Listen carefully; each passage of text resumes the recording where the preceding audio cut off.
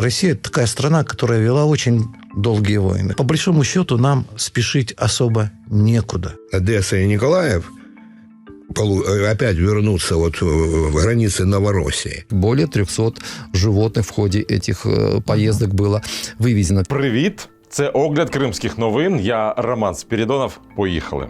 12 років від дня спротиву російської окупації Криму і 4 роки від початку повномасштабної війни. Ці події з різницею у 8 років відбулися в останній тиждень лютого. В окупованому Криму їх теж відзначили. По-власному. Сергій Аксьонов закликав кримчан до внутрішньої мобілізації. Не виключено, що російській владі знадобиться відновлювати і звичайну мобілізацію, адже в їхніх планах вихід до Дніпра і захоплення Одеси з Миколаєвом. Так кримчанам розповідають місцеві політологи. Одесса и Николаев опять вернутся в границы Новороссии.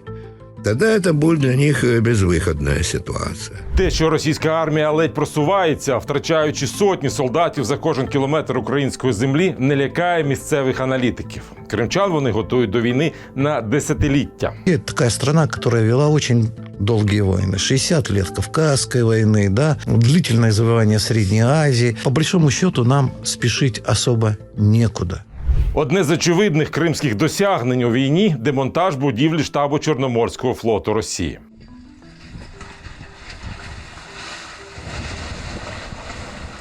Дві ракети «Шторм Шедов» зруйнували його ще 22 вересня 23-го року. Відтоді сам Чорноморський флот, втративши 2 десятки кораблів разом із флагманом, крейсером «Москва», пішов із Криму до новоросійських бухт, хоча і там не почувається у безпеці.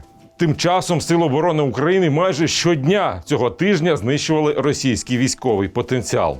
У ніч на понеділок сили спеціальних операцій атакували позиційний район ракетного комплексу «Бастіон». У середу влучання ОС-400 і знищення ЗРК «Панцир С-1». Сили безпілотних систем уразили ще один «Панцир» і РЛС «Малахіт». А активісти «Жовтої стрічки» світлинами з окупованих міст нагадали про мирний спротив. У Ялті, Симферополі і Севастополі відбулася акція «Тут Україна» і так буде завжди.